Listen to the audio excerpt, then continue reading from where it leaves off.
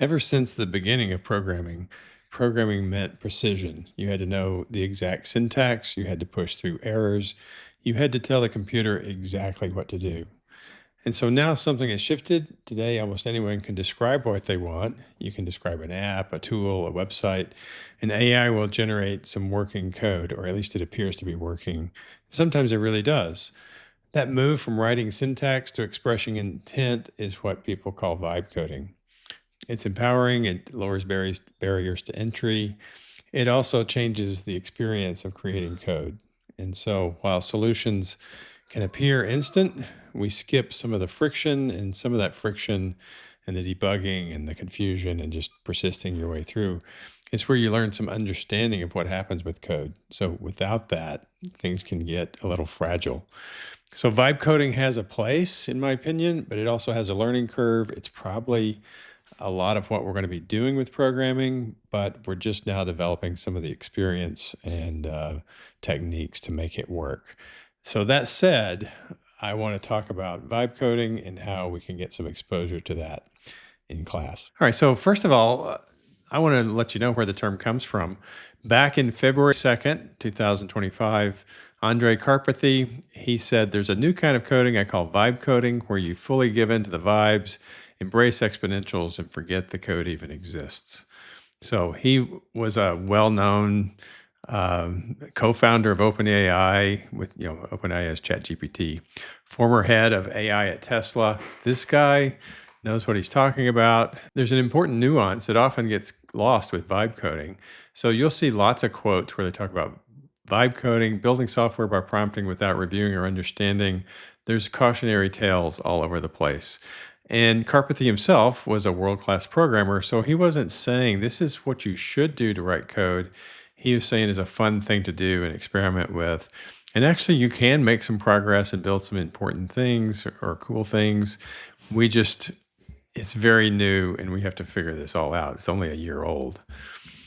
All right, so it did develop quickly, kind of a bad reputation. In fact, the term from the beginning to me kind of felt, I don't know, I didn't really like the term.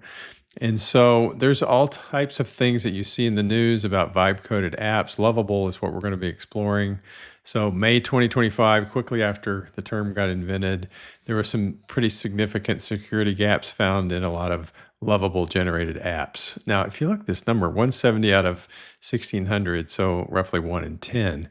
But security holes are security holes, and so you have to be cautious with what you do with vibe-coded applications. So there's plenty of horror stories. There's a Replit AI story where entire database got wiped out. I've heard versions of this story. Who knows? It might be an urban legend, but it's probably got some truth.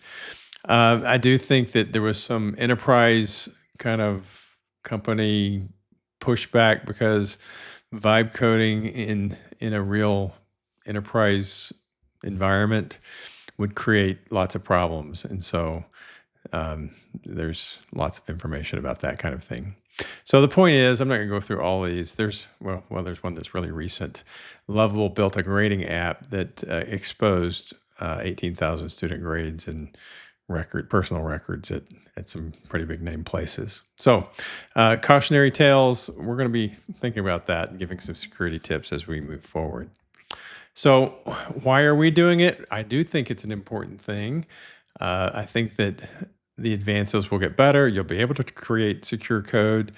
And then I also think people will learn more about the process of making code and developing good security practices. And I want to, especially if you're interested and you're a non-technical person, I think that it's a great avenue to start down because it will help distinguish you and you can actually do some really fun and productive stuff with it. Okay, so there's lots of different options that we can choose, but I decided let's focus on using Lovable.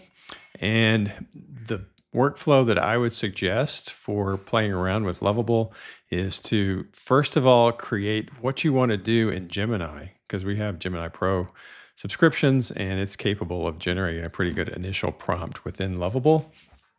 Go to Lovable, build and iterate. You won't be able to do this very long because you only get 5 prompts per day. So it's a real good fun experience to just play around with, and you can't get too lost in the details if you have a free account because you get rate limited really quickly. The nice thing about Lovable is at the end, you can actually publish a live URL that if it's a useful thing, you can just keep using it. So as I was playing around with this assignment, I built a little calculator for my EV that works, and I plan on using it because it's got a website and I can plug in, how much charge I have in my battery and where the charging station is and how much do I need to add to get home. Those kind of things work great in a little simple app that I built with Lovable. So what you're going to need, you already have your Google account. You're going to need to sign up for Lovable, and keep in mind this is completely optional. If you're not comfortable doing this, you don't have to do it. All right, this is just something to help raise your awareness about capabilities of AI. If you want to, you can just observe. All right, so you sign in free. I used a Google account to authenticate. You can do it in a number of different ways. Choose your method for doing that. So the way it works is you get 5 credits per day, and a credit is you just type in a prompt and it goes off and does something. Okay. There's also a plan mode we'll talk about, but it also uses credits. So it's not like you can use 5 credits every day. You only get 30 per month. So it's definitely rate limited where they want you to pay some money to use this development process. The other thing is you can publish for free. We'll talk about that more in just a second. Okay, so the idea is you plan your prompt. I want to build something. Help me write a detailed prompt so I can paste into an AI app builder called Lovable. It should describe the scenes I need, what data to show, the user flow, the things that you want it to do. Try to get a good description of that. Okay, so if you have one carefully planned prompt, you'll get more progress within Lovable, and you won't get rate limited as fast. So that's better than doing 5 vague ones and not making much progress. Okay, although you can one-shot something that's probably a pretty good demo. So don't overthink it. All right, so paste your prompt into Lovable. I would immediately build from there and see what happens. And once your app is generated, you can click on it and you can tell it what to change. You might go to planning mode there. Sometimes a credit on a planning mode is a good move, but just play around with it. Don't overthink it. Just try to get something working. Okay, so I'd mentioned agent mode and plan mode.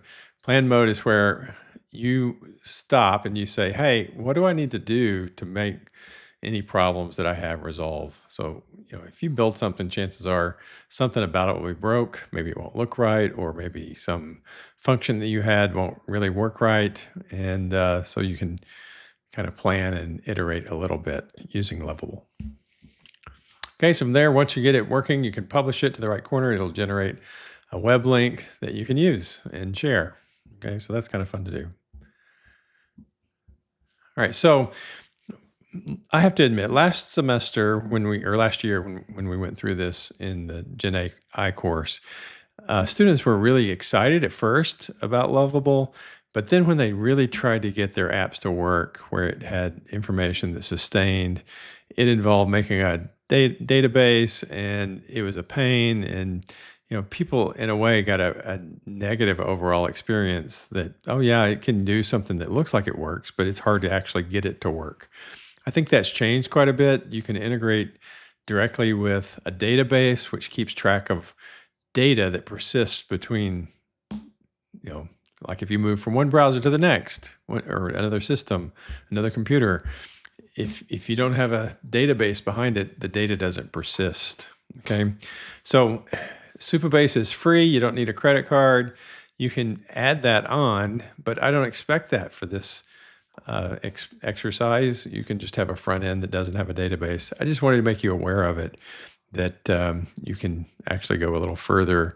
And what I hear from Lovable, or about Lovable, is that this database integration is not too hard to do anymore.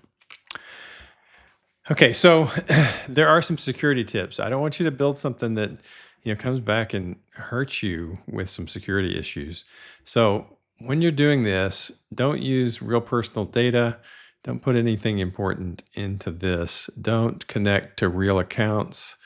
All right. Don't paste in API keys. You may not even know what those are, but you could look those up and you think it's a good idea. You need to have a better plan on that before you move forward with API keys.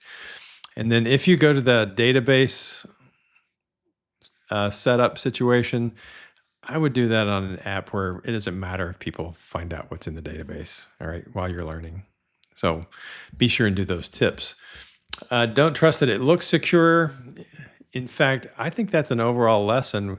If you see some application on the web and it has the Lovable mark on it that you can tell it was made in Lovable, I would be suspicious of it. I wouldn't necessarily use it without vetting it at least a little bit.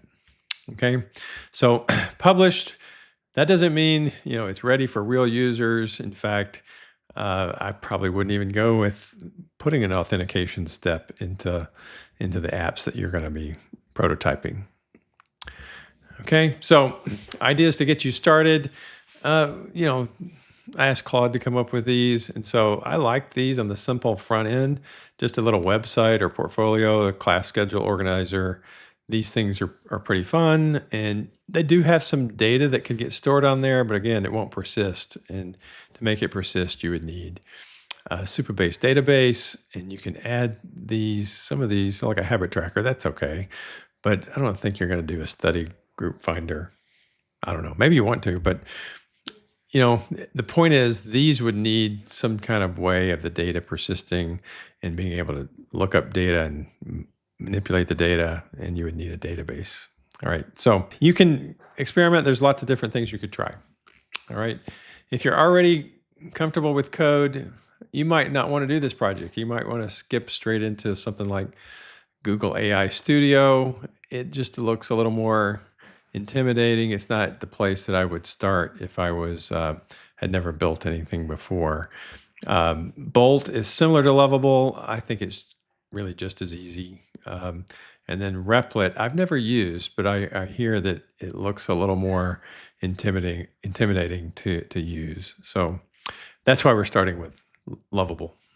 All right, so with these tips, I encourage you to go build something, some prototype, some demo, and we can talk about it in class.